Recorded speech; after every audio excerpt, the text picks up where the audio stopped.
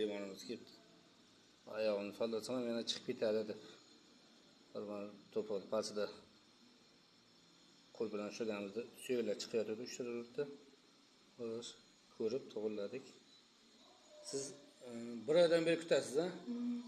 Asli Qashqadaryodan, lekin Toshkentda ishlaganlar. Toshkentda ham necha marta kosonda ham tabibga ko'rsatdik deydi.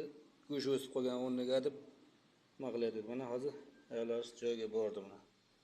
Bu tomonda ham chiqqan ekanlar. Hech narsa qilgani yo'q dedilar. Bu ham bordilar yaxshigina.